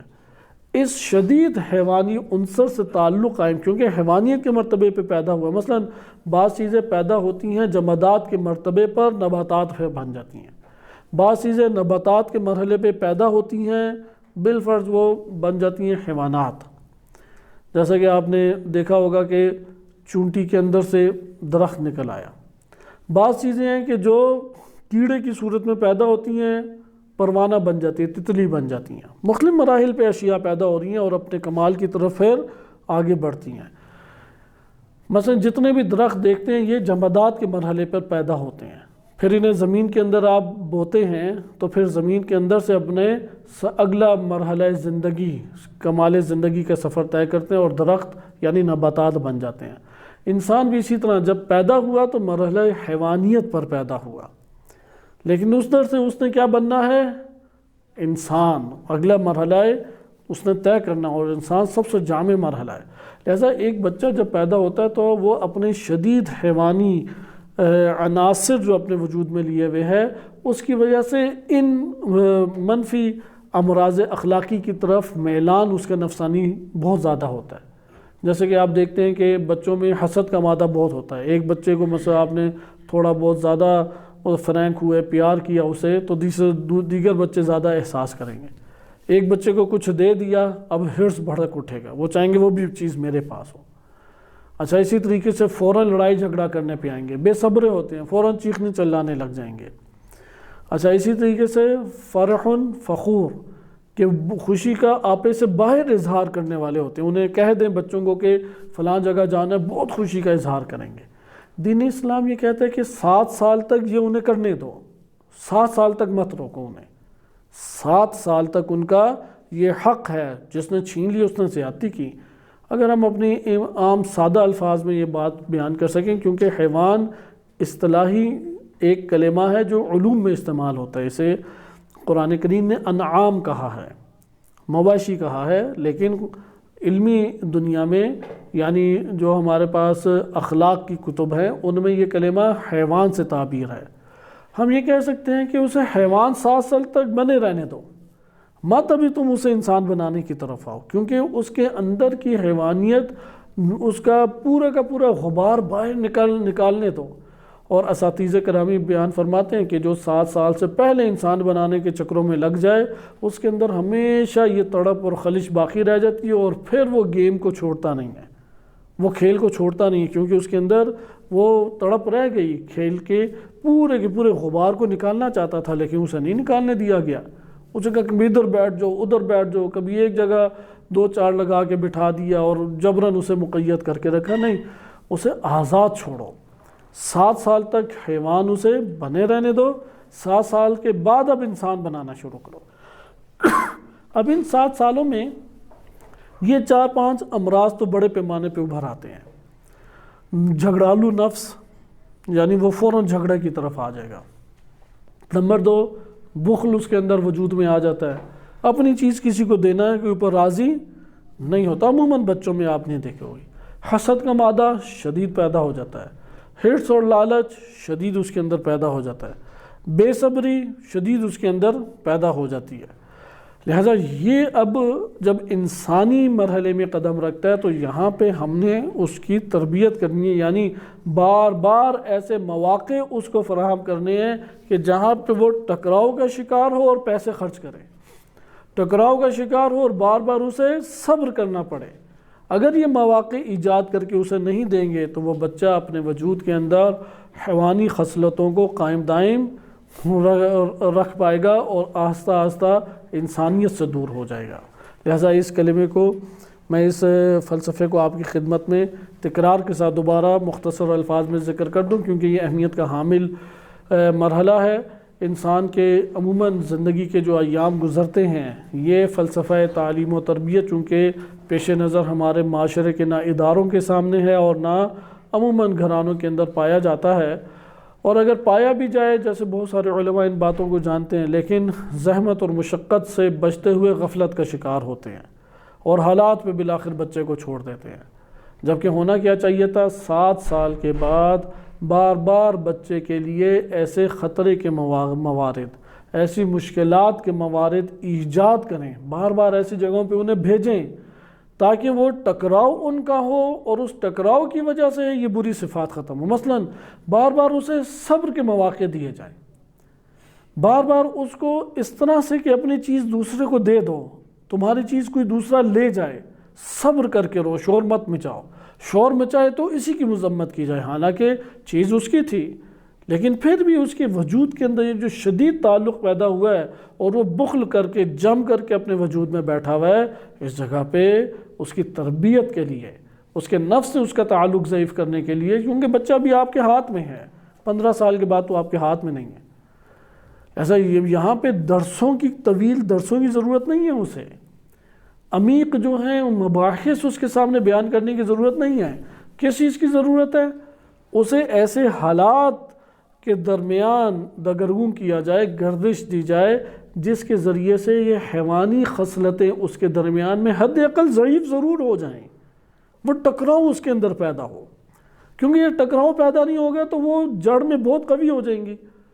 لہٰذا زمانے نے ماضی کی طرح حال میں بھی یہ منظر دیکھا کہ اگر ایسے علماء حکومت میں آ جائیں، بعض ایسے علماء، سب نہیں کیونکہ پاکیزہ افراد بالآخر ہیں، بعض ایسے علماء کے نمونے آج بھی دور حاضر میں ہماری آنکھوں کے سامنے ہیں کہ ان سے بہتر شاید ہی کوئی درس اخلاق دے سکتا ہو۔ اجتہاد کے قریب تک انہوں نے تعلیم حاصل کی، تفسیر پہ کتابیں لکھی، حدیث کی شرح بہترین کرتے ہیں، تاریخ و سیرت انبیاء علیہ السلام بھی خوب پڑھی، اور اسی طرح حکومت اسلامی اور قوانین الہی کے فلسفے بھی وہ خوب جانتے ہیں، لیکن جب اقتدار ان کے ہاتھ میں آیا تو جو فاسد حکمران تھے، جو فرعون اور نمرودوں نے کام انجام دیا، وہ انہوں نے آ کے انجام دیا۔ آپ کہیں گے کہ یار انہیں کیا علم اور تعلیم نہیں تھی؟ اور لوگ بہکتے بھی انہی فاسد علماء کی وجہ سے ہیں۔ تو ان کو تعلیم تھی بلا شک و شبہ، لیکن اپنے وجود سے حیوانیت کو دور نہیں کر سکے، نہیں وہ تلخی اپنے نفوس میں اٹھا سکے کہ جو تلخی انہوں نے حرارت کے دوش پہ، حوادث اور واقعات اور مختلف حالات کی حرارت کے دوش پہ انہوں نے حیوانیت اپنے اندر ختم کرنی تھی۔ لہذا مشکلات، مصیبت، مختلف طرح کے حوادث، نقصانات، یہ اپنے اندر سے حیوانیت کے دور کرنے کا اہم ذریعہ ہیں، نہ کہ اس کے اندر اور بخل کے مرض کو پال لے۔ یہ جب مقدمہ ہمارے پاس ختم ہوا تو آئے اب ہم اخلاقی ایک پہلو کی طرف آتے ہیں، چونکہ اگلے درس میں کوشش کریں گے کہ اس موضوع کو ہم جاری رکھیں کہ بخل کے گمان کو خیر نہ قرار دیں۔ آج کے دور میں بھی عقل مندی اور زیرکی یہی ہے کہ دیکھو وہ تو تم پہ خرچ نہیں کرتا، تم ساری پیسے لوٹا کے آ جاتے ہو۔ بچے کو یہ سمجھایا جاتا ہے، ہاں اگر اگلا جو ہے وہ بے وقوف بنا کے سارا کچھ لے کے جا رہا ہے، بلا شک و شبہ یہاں پہ بچے کو سکھانا چاہیے، لیکن یہ نہ سکھائیں کہ دیکھو بخل میں تمہارے لیے خیر ہے۔ قرآن منع کر رہا ہے کہ یہ لوگ کیا وَلَا يَحْسَبَنَّ الَّذِينَ يَبْخَلُونَ، یہ آیت آگے جاتی ہے خَيْرًا لِأَنفُسِهِمْ، کہ وہ کیا سمجھتے ہیں ہمارے نفوس کے لیے کیا ہے؟ خیر ہے، بل ہوا شر لہم، یہ کیا ہے ان کے لیے؟ شر ہے، اس لیے اس کو کسی صورت میں بھی خیر نہ سمجھے۔ قرآن واضح طور پہ اسے شر قرار دیتا ہے کہ بل ہوا شر لہم، اب ہم اس کو خیر لہم ہے، وَهُوَ خَيْرٌ لِأَنفُسِهِمْ نہیں ہے، معذرت آیت کریمہ کی اصلاح کریں، وَلَا يَحْسَبَنَّ الَّذِينَ يَبْخَلُونَ، پھر بِمَا آتَاهُمُ اللَّهُ مِنْ فَضْلِهِ، پھر کیا ہوا خَيْرًا لَهُمْ، وہ کیا گمان کرتے ہیں کہ یہ خیر ہے۔ تربیت اس پر نہ کریں، قرآن کہہ رہے کہ باطل تصور ہے، تم بخل کو خیر بنا کے اس کے سامنے پیش کر رہے ہو۔ دنیا تو اسی کو زیرکی کہے گی، یہ زیرکی سیکھنے والی نہیں ہوتی۔ نادان اور احمق ترین انسان یہ والے مرض کی بنیاد پہ یہ کام انجام دیتا ہے۔ زیرک انسان وہ ہے کہ جو مال خرچ کرنے کے سلیقے جانتا ہے، اس طرح سے خرچ کرے کہ اللہ تعالیٰ دگنا کر دے، جیسے کہ آپ نے سورہ بقرہ کی آیت میں ملاحظہ کیا، یہ زیرکی ہے۔ اس لیے قرآن کہ ہوا شر لہم، یہ ان کے لیے شر ہے۔ آئے ہم اخلاقی پہلو سے دیکھیں، کیونکہ علم اخلاق انسانی کمالات سے بحث کرتا ہے۔ علم اخلاق کا جو موضوع ہے کہ انسان باطنی کمالات کی اساس پر انسان پہچانا جاتا ہے۔ انسان اپنے ظاہری رنگ روپ، ظاہری نعمات کی کثرت قلت، یا اپنے قد کاٹ، یا اپنے مختلف طرح کی چرب زبانی یا کم گوئی، ان چیزوں سے نہیں انسان پہچانا جاتا۔ انسان جو بھی پہچان رکھتا ہے وہ باطنی کمالات کی اساس پر ہے، اس لیے باطنی کمالات کی اساس کے اوپر انسان کی قیمت لگتی ہے۔ انہی میں سے ایک کمال ہے سخاوت، بہت بڑا کمال ہے۔ اگر کمالات کی دنیا میں دیکھیں، یعنی ایمان اور تقوی، یہ تو انسان کے لیے واجب زندگی کا سرمایہ ہیں، اور پھر ان میں سے بہت ساری وادیاں ہیں، مراتب ہیں، مقامات ہیں۔ کمالات کی دنیا میں شجاعت اور عفت کے بعد سب سے اہمیت کی حامل جو زندگی ہے، اس میں کون سی زندگی انسان کے پاس آتی ہے؟ وہ ہے سخاوت۔ حتیٰ کہ نبی صلی اللہ علیہ وسلم کے یہ واقعہ شیخ صدوق رحمۃ اللہ علیہ یا دیگر بزرگان نے نقل بھی کیا ہے اپنے کتب میں، کہ حضرت صلی اللہ علیہ وسلم نے فرمایا کہ اپنے ایک بھائی کا تذکرہ کیا، زمانے جاہلیت میں میرا ایک بھائی تھا، تو صحابہ کرام نے بیان فرمایا کہ وہ شخص مشرک تھا، تو زمانے جاہلیت میں ایمان ہی نہیں لایا، تو بھائی کیسے ہو گیا؟ تو حضرت صلی اللہ علیہ وسلم نے فرمایا وہ سخی تھا، اور اللہ سخی سے محبت کرتا ہے۔ حاتم طائی کا تذکرہ آپ نے دیکھا ہوگا، حاتم طائی کا شمار ان افراد میں ہوتا ہے کہ جن کو دین اسلام نے خود متعارف کرایا ہے۔ اب حاتم طائی تو مسلمان نہیں ہوا، حاتم طائی وہ مسلمان نہیں ہوا، لیکن اس کی سخاوت کی وجہ سے اس کا تذکرہ کیا گیا۔ بس آپ کو یہ جو واقعہ ہے نبی صلی اللہ علیہ وسلم کا کہ زمانے جاہلیت میں میرا ایک بھائی تھا، تعجب کیا کہ بھائی زمانے جاہلیت، کافر، مشرک، فرمایا کہ اللہ سخی سے محبت کرتا ہے۔ اسی طرح سے جنگ بدر میں قیدی پکڑ کے لائے گئے، تو قیدیوں کے لیے نبی صلی اللہ علیہ وسلم نے مختلف سزائیں رکھی۔ بعض کی سزائیں یہ تھیں کہ ان کو قتل کر دیا جائے، بعض کی سزائیں یہ تھیں کہ ان کو اس کے اوپر لگایا جائے کہ وہ تعلیم دے، قوم کو تعلیم دے، اور بعض کو زندان میں بھیج دیا گیا، محبوس کیا گیا۔ تو چند قیدی پکڑ کے لائے گئے، 5-6 قیدی تھے یا اتنی ایک تعداد تھی، تو ان قیدیوں کو لایا گیا اور سزا کیا سنائی دی کہ ان کو قتل کر دیا جائے۔ نبی اکرم صلی اللہ علیہ وسلم نے سزا سنا دی تو جبریل امین علیہ السلام نازل ہو گئے۔ جبریل امین علیہ السلام نے حضرت صلی اللہ علیہ وسلم سے فرمایا کہ یہ فلاں شخص جو ہے اس کو تم چھوڑ دو۔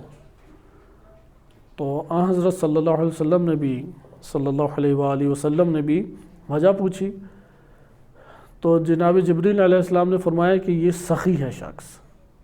تو حضرت صلی اللہ علیہ وآلہ نے فرمایا کہ اسے چھوڑ دیا جائے۔ وہ شخص چیخ اٹھا کہ میرے ساتھ کیوں علیحدہ سلوک، مجھے کیوں چھوڑا جا رہا ہے؟ تو بتایا کہ اللہ تعالیٰ نے تمہاری سخاوت کی وجہ سے چھوڑا ہے۔ تو وہ شخص کہتا ہے کہ اچھا تمہارا رب سخاوت کو پسند کرتا ہے، سخاوت سے محبت کرتا ہے۔ یہ سن کے وہ مسلمان ہو گیا، وہ دار اسلام میں داخل ہو گیا۔ لہٰذا آپ نے دیکھا کہ سخاوت بہت بڑی صفت ہے۔ سخی انسان کبھی بھی فقیر نہیں آپ کو دکھائی دے گا۔ نمبر 2، سخی انسان سید ہے، جو معاشرے کے اندر یا خاندان کے اندر بزرگی چاہتا ہے، بڑا پن چاہتا ہے کہ لوگ عزت کریں، چاہتا ہے کہ لوگ احترام کریں، اسے سخی ہونا چاہیے۔ سخی بھی کیسا ہو؟ انما نطعمکم لوجہ اللہ، ہم تو اللہ کی خاطر تمہیں کھلا رہے ہیں۔ لا نرید منکم جزاء ولا شکورا، نہ تم سے شکریہ چاہیے نہ کوئی جزا چاہیے۔ عموماً لوگ معاملہ ایسے ہی کرتے ہیں، اس پہ خرچ کرتے رہو، ایک دن ہم بھی اسے لے لیں گے۔ یعنی ان کو توقع کیا ہوتی ہے، اتنا میں نے خرچ کیا تو تم بھی کوئی مجھے اب دو، یا تم بھی میرے فلاں کام آؤ۔ ہاں ٹھیک ہے، دینے والے کے لیے یہی ضابطہ ہے، لینے والے کے لیے قرآن نے ضابطہ کیا بیان کیا، اس کے لیے بھی یہی ضابطہ ہے۔ وہ آگے سے کہ اگر اللہ کے لیے کیا ہے تو ٹھیک ہے، اللہ کے لیے کیا، میرے اوپر تھوڑی احسان کیا ہے۔ نہیں، یہ شخص پست انسان ہے جو اس طرح کا آگے سے جواب دے۔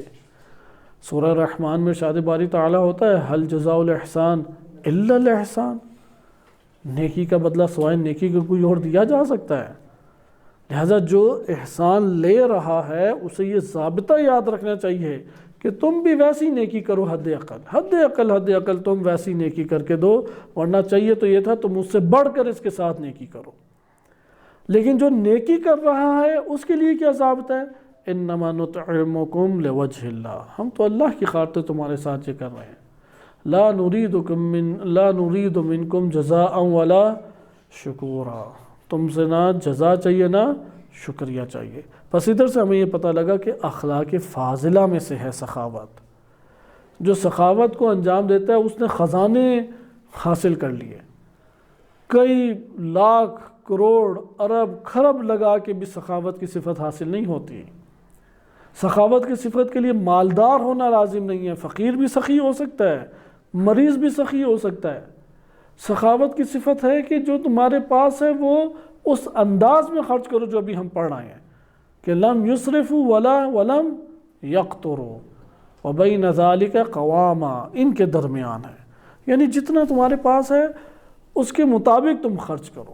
جیسے کہ ابراہیم علیہ السلام کے پاس مہمان آئے فرشتے، تو ابھی وہ ٹھہرے ہی تھے کہ فوراً ابراہیم علیہ السلام ایک بہترین بھنا ہوا گوسالہ لے کے آ گئے۔ گوسالہ مہنگا بھی تھا اور اس کی گوشت کی قیمت بھی زیادہ تھی جیسا آج کے دور میں ہے، اور اس دور میں تو لوگوں کا کل سرمایہ یہ کچھ ہوتا تھا۔ تو مہمان نوازی دیکھیں سخاوت میں، انبیاء و ائمہ علیہ السلام یہی سخاوت کی صفت سے اعلیٰ درجے کی سخاوت کے مرتبے کے اوپر فائز تھے۔ جناب ابو طالب علیہ السلام غربت کے باوجود حاجیوں کے لیے کھانے کا فری کھانے کا اہتمام کرتے تھے۔ یہ حضرت ابو طالب علیہ السلام اور ان کی اولاد جو ائمہ اطہار علیہ السلام کی صورت میں سامنے آئی، انہی کے اعلیٰ ترین سخاوت کے نمونوں کی وجہ سے یہ 40 میں آپ اس قدر بہترین اور شاندار سخاوت کا نمونہ دیکھتے ہیں۔ بہرحال سخاوت ایک صفت کمال ہے، بخل ایک صفت حیوانی ہے، ایک صفت پستی ہے۔ ہمارے معاشرے نے بخل کو عقل مندی شمار کر کے آج کے دور میں متعارف کرا دیا ہے۔ لہذا بخل یعنی پیسے کو بچائے رکھنا، پاس سے نہ نکلنا، اگلے سے پیسے نکلوانا، یہ بہت چھوٹی اور سطحی قسم کے لوگ بھی یہی کام کرتے ہیں۔ اس کے لیے کوئی بہت عقل مند، بہت زیرک چالاک ہونا لازم نہیں ہے۔ یہ جو روڈوں کے اوپر کپڑے بچا کے بیچ رہے ہیں، لوگوں کے سامنے بھیک مانگ رہے ہیں، اس سطح کے افراد بھی یہ زیرک ہی چل رہے ہیں، پیسے بچا کے اپنے پاس کسی نہ کسی طور پہ رکھیں۔ بخل کی مذمت قرآن کریم نے شدت کے ساتھ کیا ہے اور بتایا کہ توق یہ مال کا ان کے گردن میں ڈالا جائے گا اور گھسیٹ کے انہیں جہنم میں ڈالا جائے گا۔ یا اسی طرح سے قرآن کریم کی آیت ہے کہ اسی مال کو جہنم میں تپایا جائے گا اور ان کی پیشانیوں پہ اور پہلوؤں پہ اور کمروں پہ ان کے لگایا جائے گا۔ ہم اخلاقی باب سے ایک دو چیزیں اس میں پڑھ لیتے ہیں، اور یہ مولا مہدی ناراقی رحمۃ اللہ علیہ نے جو ذکر کیا ہے وہ آپ کی خدمت میں عرض کر رہا ہوں، کیونکہ بخل کی ضد کیا ہے؟ جود، سخا، سخاوت اور جود و سخا یہ بخل کی ضد ہے، اس کو ہم نے اختیار کرنا۔ یہ اختیار نہ ہوئی تو حتماً و حتماً نفس بخیل ہے۔ بخل محدث، مفسر، مرجع، مجتہد یا کوئی بڑا امام بارگاہ یا مدرسے کا ہیڈ بننے سے دور نہیں ہوتی ہے صفت بخل۔ صفت بخل کو ختم کرنے کے لیے تزکیہ نفس چاہیے۔ ہاں ضرور یہ ہے کہ اگر پیسہ خرچ کرتا رہے گا تو بخل ختم ہو جائے گا۔ بخل کا حقیقی علاج کیا ہے؟ اللہ کی راہ میں پیسہ خرچ کرے، ضرورت تھی تب بھی اپنی ضرورت کا کچھ رکھ کے پیسہ خرچ کرے۔ جس کی جیب سے پیسے نہیں نکلتے وہ جتنا نمازی پرہیزگار ہو جائے، بخل کا اس کے اندر مرض باقی ہے، بخل کا مرض باقی ہے تو جہنم کی وعید قرآن کریم نے، یہ وہ امراض اخلاقی ہیں جس کے اوپر قرآن نے جہنم کی وعید سنائی ہے، جس سے وہ کئی لوگوں کا حق مارتا ہے، کئی لوگوں کا۔ مثلا اگر ایک شخص مریض ہوا ہے اور اس کے پاس مرض کے علاج کے پیسے بھی ہیں اور وہ پیسوں کو خرچ نہ کرے، ایک تو جسم پہ ظلم کیا، جسم اللہ کی امانت تھا، دوسرا معاشرے میں سرکل بھی تو اسی کے پیسے سے چلنا تھا، اس نے وہ سارے کے سارے دروازے بند کر لیے۔ لہٰذا یہ جو جتنے دروازے کھلتے ہیں وہ اسی گردش مال سے کھلتے ہیں۔ آئے ہم دیکھتے ہیں کہ مولا مہدی ناراقی رحمۃ اللہ علیہ کے علم اخلاق میں مکتب تشیع کی یہ سب سے اساسی، بڑی اور عمیق کتاب شمار ہوتی ہے۔ اس میں بیان کرتے ہیں کہ بخل کیا ہے، اس کا تعارف کراتے ہیں۔ وَهُوَ الْإِمْسَاك، روک لینا۔ بخل کیا ہے؟ امساک۔ روزے کو بھی امساک ہی کہتے ہیں چونکہ آپ کھانے پینے کو روک دیتے ہیں۔ بخل ہے مال خرچ کرنے سے روک دیتے ہیں۔ حیث ینبغی البذل، لیکن کہاں پہ؟ کیونکہ بعض جگہوں پہ تو لازم ہو جاتا ہے کہ روکو مال کو، جیسے اسراف ہو رہا ہے تو مال آپ کو روکنا پڑے گا یا نہیں، تو اس لیے آگے قید لگاتے ہیں حیث ینبغی البذل، جہاں پر خرچ کرنا لازم تھا، جہاں پہ خرچ کرنا چاہیے تھا وہاں پہ روک لے تو یہ کیا کہلائے گا؟ بخیل۔ مثلا اولاد کے اوپر پیسہ خرچ کرنا چاہیے کہ اولاد پہ پیسہ خرچ کرے، روک لے گا، بخیل ہے۔ مہمان گھر میں آئے، چاہیے کہ اس کے اوپر پیسہ خرچ کرے، اگر روک لے گا تو کیا کہلائے گا؟ بخیل۔ اپنی ضرورت زندگی ہے اور اس ضرورت زندگی میں پیسہ خرچ کر سکتا ہے لیکن بخل کی وجہ سے نہیں کرتا، ادھر چاہیے کہ پیسے کو خرچ کرے، اللہ کی راہ میں پیسہ خرچ کرنا ہے، اگرچہ تھوڑا دے دے، عقل مندانہ طریقے کا۔ جی ہمارے ہاں بعض دینی حلقے میں غلط چیزیں رائج ہو جاتی ہیں، مثلا ان میں سے ایک بعض بہتر ہیں کہ بہتر اعمال ہیں کہ اگر یہ رائج ہو جاتے تو اچھا تھا، اس کی بجائے مثال کے طور پہ فاتحہ خوانی کا حکم روایات اہل بیت علیہ السلام میں نہیں ہے، شیعہ سنی دونوں احادیث میں نہیں، اس دور میں رائج فاتحہ نہیں تھی، لیکن یہ ضرور آیا کہ تم کار خیر انجام دو، اس کار خیر کی بدولت اللہ تعالیٰ اگر تم کو اجر دے تو وہ اجر کیا کرو؟ مرحوم کو تم ہدیہ کر دو، اللہ تعالیٰ اسے پہنچائے گا۔ انہی کار خیر میں سے ایک کیا؟ سورہ فاتحہ، اور قلیل وقت میں کثیر بڑا انجام دیا جانے والا کار خیر ہے، کیونکہ الحمد اور قل هو اللہ 3 مرتبہ پڑھنا کثیر ثواب رکھتا ہے۔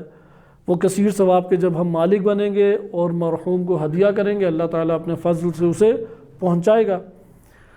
لیکن اسی کو اب یہ اس سے بھی ایک بہتر صورت ہو سکتی تھی، کیونکہ عموماً جو مرحومین ہوتے ہیں ان کی نمازیں تو رہ جاتی ہیں، اگر یہ ہم رکھتے ہیں کہ دعائے مغفرت کریں اور دعائے مغفرت کر کے وہ حد اقل 2 رکعت نماز پڑھ کے اس کی قضا پڑھ دیتا تو اس کے اوپر سے بوجھ نماز ختم ہو جاتا، یہ زیادہ اچھا ایک رواج تھا، بہرحال نہیں رواج پایا۔ اسی طریقے سے اور ہمارے ہاں بعض رواج ہیں کہ بعض رواج تو دائرہ حرام میں آ جاتے ہیں، مثلا اولاد اللہ نے دی ہے، اس کی خواہش ہے ایک اور جائز بھی ہے اور دائرہ اسراف میں بھی نہیں ہے اور مال بھی ہے، تو یہاں پہ روکنا عقل مندی نہیں ہے، اسے عطا کرنا چاہیے۔ اگر مہمان آیا ہے اسے اچھا کھلا سکتے ہیں، اگرچہ اس کے گھر گئے تھے تو اس نے اچھا نہیں کھلایا، کیونکہ یہ مقابلہ بازی دیندار طبقے میں بھی آج کے دور میں آ چکی ہے کہ اس کے گھر گئے تو اس نے تو پوچھا ہی نہیں تھا، پانی پلا دیے تھے تو میں اسے کھانا کیوں کھلاؤں؟ ہاں مجھے کوئی کھانا کھلائے گا تو میں اسے کھانا کھلاؤں گا۔ یہ مقابلہ اگر کرے گا تو وہ کبھی بھی نہیں آگے بڑھ سکتا۔ حد اقل اسے معاشرے کے اندر بزرگی حاصل نہیں ہوتی۔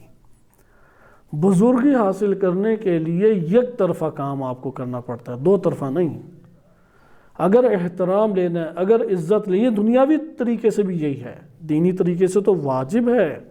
قبیلے کا، خاندان کا بڑا بزرگ یا قوم کا لیڈر کہلاتا ہی وہ ہے کہ جس میں صفت سخاوت ہو۔ صفت بخل ہو تو وہ قوم کا لیڈر نہیں ہے۔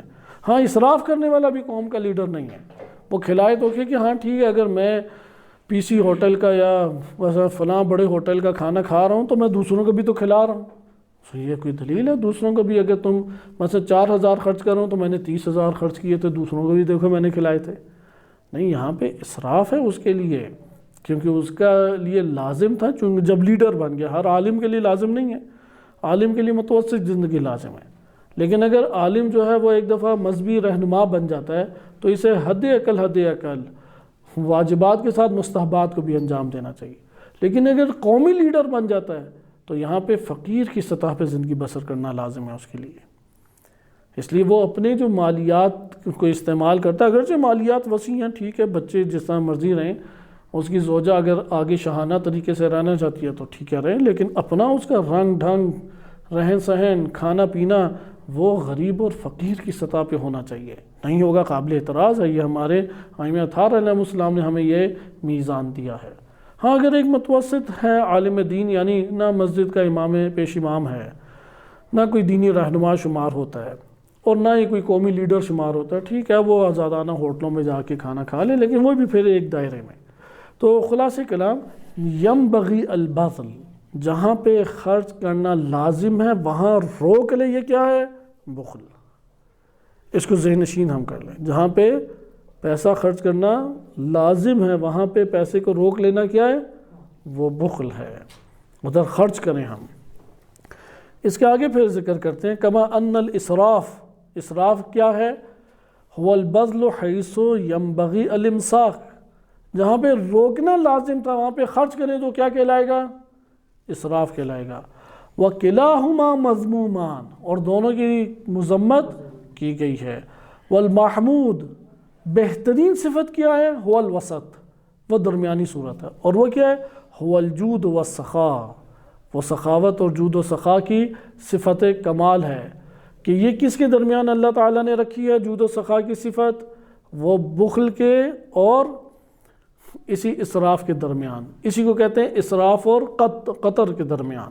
جیسا کہ قرآن کریم کی آیت بھی پھر انہوں نے ذکر کی، وَالَّذِينَ إِذَا أَنفَقُوا لَمْ يُسْرِفُوا وَلَمْ يَقْتُرُوا، کہ وہ مومنین کہ جو انفاق خرچ کرتے ہیں لیکن خرچ کرتے ہوئے کس کا خیال رکھتے ہیں؟ نہ اسراف کیا کہ جہاں پہ نہیں خرچ کرنا تھا وہاں خرچ کر ڈالا، انہوں نے جہاں پہ نہیں خرچ کرنا تھا وہاں پہ خرچ کر ڈالا۔ جیسے ہم گزشتہ درسوں میں پڑھ رہے تھے کہ نعمت در نعمت اگر کسی کو ملتی ہے اور وہ امیر ہو جاتا ہے اور معصیت کار بھی ہے، تو امیر ہونے سے پیسہ نہیں نکلتا، یہ یاد رکھیں۔ ہمارے ہاں غیر عاقلانہ طریقہ کار اختیار ہوتا ہے اور امراء کے لیے بہترین دسترخوان بچھا دیتے ہیں، چاہتے ہیں کہ انہیں کسی طرح جذب کریں، چاہتے ہیں کہ اسے پکڑ کے کسی طریقے سے لے کے تو بہترین سلوک کریں۔ اور یہ اعتراض بھی بعض اوقات بنتا ہے کہ ایسے مدارس یا ایسے علماء جو قومی طور پہ پہچانے جائیں اور معاشرے کے فاسق ترین افراد جن کے گناہان کبیرہ میں عمریں ڈوبی ہوئی ہیں، وہ جب ان کے پاس آئیں تو طرح طرح کے چنے ہوئے بہترین لذیذ کھانوں کی ایک فہرست ان کے سامنے رکھ دی جائے، اور اگر عام مومن آئے تو اس کے ساتھ نہ صحیح طرح سے بات اور نہ کوئی پانی کا گلاس بھی نہیں پوچھتے۔ قابل اعتراض صورتحال ہے۔ وہ طبقات، دینی طبقات جو سیاست کی دنیا سے وابستہ ہیں، ان میں یہ والی خامی بہت بڑے پیمانے پہ پائی جاتی ہے، اور بڑا سخت ان کا امتحان ہے بارگاہ الہی میں، کہ یہ جب فاسق فاجر حکمران آتے ہیں، منصبدار آتے ہیں، ہزاروں لوگوں کے خون میں ان کے ہاتھ رنگے ہوئے ہیں، بیت المال کھا کھا کے ان کے پیٹ جہنم بنے ہوئے ہیں، ان کے کردار اور ان کی روحیں بدروحیں بن چکی ہیں، وہ جب آتے ہیں تو بہترین ان کے اعلیٰ ترین کھانوں سے مہمان نوازی ان کی کرتے ہیں، اور ایک مومن جاتا ہے تو اسے پوچھتے بھی نہیں ہیں۔ یہ وہ اسراف ہے، اسراف کیا جہاں روکنا چاہیے تھا وہاں پہ تم اس کے ساتھ دیکھو کیا سلوک کر رہے ہو۔ امام خمینی رحمۃ اللہ علیہ کی بارگاہ میں جب دنیا بھر کے صدر آئے، جیسے کہ پاکستان کا بھی ڈکٹیٹر ضیاء الحق آیا جس نے پاکستان کو دہشت گردی کے ایک جہنم میں دھکیلا، تو دو زانوؤں کے پاس بیٹھا، کوئی مرغ مسلم امام خمینی نے تو نہیں کھلائے۔ ہاں ریاست اپنے ایک طور طریقوں کے تحت کوئی اہتمام کرتی ہے تو وہ ریاستی اداروں کی ذمہ داری ہے، وہ ایک فرد یا ایک دینی طبقے کی ادارے، دینی طبقہ یا دینی ادارہ، اس کی ذمہ داری مومنین کو اچھے انداز میں کھلانا پلانا ہے، نہ کہ فاسق فاجر گناہگار گناہ کبیرہ انجام دینے والوں۔ اور یہ بھی یاد رکھیں کہ یہاں پہ ہمیں اپنے نفس کی اصلاح کی ضرورت ہے۔ اگر ایک شخص امراء کے لیے بہترین دسترخوان بچھاتا ہے اور یہ توقع رکھتے ہیں ان کے قریب ہوں گا تو مال نکل آئے گا یا یہ، ہاں اگر وہ امیر شخص ہے کہ جس نے مال سے واقع جہاد کیا وہ حق رکھتا ہے، آپ اس کی اچھی مہمان نوازی کریں، اچھی جگہ اسے ٹھہرائیں، لیکن ایک سے توقع ہے کہ یار اس کے مہمان، جیسے یہ بہت آج کے دور میں زیرکی چل رہی ہے ہمارے معاشرے کے اندر۔ کیا زیرکی چل رہی ہے کہ زائرین آتے ہیں، مالدار اسامی ہیں، چلو اچھی رہائش ہے، اچھا اسے کھانا پلایا جائے اور اس کے ساتھ اچھا وقت گزارا جائے، اب اس سے کچھ رقم کا اہتمام ہو جائے گا ہمارے لیے۔ کوئی عقل مندانہ یہ طور طریقہ یا روش نہیں ہے، اس لیے اسے یہاں پہ اصلاح کی ہمیں ضرورت ہے، اور وہ کیا ہے کہ اسراف نہیں ہونا چاہیے، اور نہ یقتر ہو، قطر بھی نہیں ہونا چاہیے، قطر بھی نہیں ہونا چاہیے کہ تنگ کر دے۔ ٹھیک ہے اگر امیر ہے پھر بھی مہمان نوازی کسی حد تک ہونی چاہیے، مومن کی مہمان نوازی کسی حد تک ہونی چاہیے۔ ہاں یہ بھی ہے کہ روایات میں وارد ہوا اگر کسی خاندان کا ایسا فرد آتا ہے جسے لوگ عزت اور احترام سے دیکھتے ہیں تو اس قبیلے کی اور اس خاندان کی یا اس گروہ کی عزت کرتے ہوئے اس کا استقبال اور عزت کرنا اور اچھا مہمان نوازی اس کا حکم دیا گیا ہے، یہ بھی اسراف میں نہیں آتا۔ اچھا بس ہمیں یہاں پہ یہ پتہ لگ گیا کہ سخاوت کس کے درمیان ہے؟ اقتار اور اسراف کے درمیان، بخل اور اسراف کے درمیان سخاوت ہے۔ وبین البسط والقبض ہے، بسط ہے یعنی بہت کھلا ڈولا، قبض یعنی تنگ کر دینا، اردو میں اسی سے یہ لفظ آیا ہے۔ جب بالکل ہی آنتے قبض ہو کے رہ جائیں تو اس کے لیے ایک بیماری کا نام رکھ دیا گیا کہ یہ تنگ ہو کے رہ جانا اسے قبض کہتے ہیں بسط کے مقابلے میں۔ وَهُوَ تَقْدِيرُ الْبَذْلِ وَالْإِمْسَاكِ بِقَدْرِ الْوَاجِبِ اللَّائِقِ۔ اس کے بعد مذمت جو بخل کی گئی ہے اس کے اوپر وہ احادیث بیان کرتے ہیں، ایک دو احادیث بیان کر کے آپ کی زحمت تمام کرتے ہیں کہ آیات آپ نے ملاحظہ کی کہ اللہ سبحانہ وتعالیٰ نے بخل کی شدید مذمت کی ہے، اور جو لوگ گمان کرتے ہیں کہ بخل ان کے لیے خیر ہے انہیں جہنم کی نوید قرآن کریم نے سنائی ہے۔ نبی اکرم صلی اللہ علیہ وسلم سے متعدد روایات ہیں، ان میں سے ایک روایت جو انہوں نے ذکر کی ہے وہ یہ ہے کہ وَلَا يَدْخُلُ الْجَنَّةَ بَخِيلٌ، بخیل جنت میں داخل نہیں ہوگا۔ وہ جو مفت کی جنتیں بانٹی ہوئی ہیں ہمارے ہاں معاشرے میں، بخیل جنت میں داخل نہیں ہو سکے گا۔ اچھا اسی طریقے سے اگلی روایت آپ دیکھیں، البخیل بعید من اللہ، اللہ سے دور ہے بخیل، بعید من الناس، لوگوں سے بھی دور ہے، بعید من الجنت، جنت سے بھی دور ہے، قریب من النار، دوزخ کے قریب ہے، وجاہل، اور جاہل ہے، وجاہل سخی، ہاں ایک ایسا جاہل جو سخی ہو، ادھر توجہ کریں کہ اگر ایک ایسا جاہل ہے جو سخی ہے، احب الی اللہ من عابد بخیل، جاہل شخص لیکن سخی اللہ کو زیادہ محبوب ہے اس عبادت گزار سے جو بخیل ہو، کنجوس ہو۔ وَأَطْوَ الدَّاءِ البخل، سب سے بدترین بیماری کون سی ہے؟ بخل ہے، سب سے بدترین بیماری بخل ہے۔ اسی طریقے سے روایات اہل بیت علیہ السلام میں وارد ہوا ہے کہ ایاکم والشح، بخل سے بچو، فإنما ہلک من کان قبلکم بالشح، بخل کی وجہ سے تم سے پہلے قومیں ہلاک ہوئی ہیں۔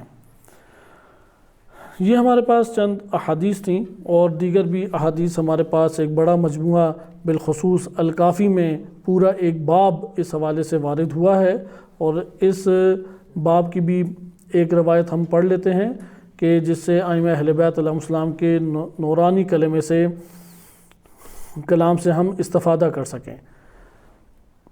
امام کاظم علیہ السلام سے روایت ہے البخیل من بخل بما افترض اللہ علیہ، بخیل کب بنتا ہے؟ جو اللہ نے فرض کیا، یعنی یہ بالکل آغاز کا، جب انسان پہ عنوان بخیل کا لگ جاتا ہے، جو فرض اللہ نے مال نکالنا اس پر کیا تھا، اگر اس نے وہ فرض ادا نہیں کیا تو کیا کہلائے گا؟ بخیل کہلائے گا۔ جیسے کہ آج کل خمس کا تو حساب کتاب تو لاب کرتے ہی نہیں ہے، کیونکہ رکھا ہوا کہ بنتا ہی نہیں ہے، کیونکہ پتہ کب لگتا ہے مجھ پہ خمس نہیں بنتا؟ جب حساب کیا ہو۔ اس لیے جس کو حساب نہیں آتا تو سمجھ لے کہ وہ گناہ کا ایک نوع شکار ہے، کیونکہ اس نے اس کا اہتمام ہی نہیں کیا۔ اہتمام کرے گا تو اس سے بچے گا، بخل کا حساب کرے گا تو تب پتہ لگے، خمس کا حساب کرے گا تو پتہ لگے گا کہ خمس میرے اوپر بنتا ہے یا نہیں بنتا۔ اس لیے جو شخص اللہ کے ان اموال کو ادا نہیں کرتا اسے روایات بخیل کے نام سے متعارف کراتی ہیں۔ امام علی علیہ السلام سے روایت منقول فرماتے ہیں کہ ایک شخص سمع رجلا، اسے کہا جا رہا تھا یقول، کہ امام علی علیہ السلام نے ایک شخص کو سنا، وہ یہ کہہ رہا تھا الشحیح اغدر من الظالم، کہ شحیح بخیل جو ہے وہ بدترین، غدر کہتے ہیں دھوکے باز کو، یہاں پہ پست، ظالم سے بھی پستر ہے۔ ایک شخص کا سنا ظالم سے بھی پستر، اسے نہیں پیسہ ملا ہوگا تو اس نے کہا کہ تو ظالم سے بھی پستر ہے۔ تو سنا کہ امام علی علیہ السلام نے کہ ایک شخص کہہ رہا ہے کہ بخیل کیا ہے؟ اغدر من الظالم، ظالم سے بھی پستر ہے۔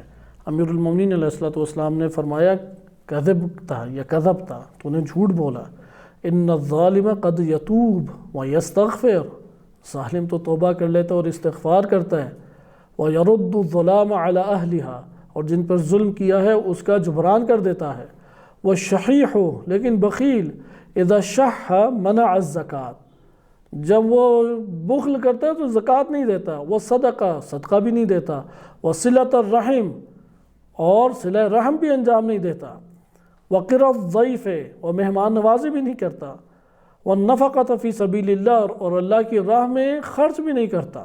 بہت اہم اللہ کی راہ میں خرچ کرنا۔ وابواب البر، اور اللہ کی نیکیوں کے ابواب میں بھی خرچ نہیں کرتا۔ وحرام علی الجنہ ان یدخلها شحیح، بخیل کبھی جنت میں داخل نہیں ہوگا، جنت حرام قرار دے دی گئی ہے بخیل پر۔ اور جو ظالم ہے وہ تو توبہ طائب کر کے پھر جنت پہنچ جائے گا۔ یہ تو نے کیسے کہہ دیا کہ ظالم سے بھی پستر ہے؟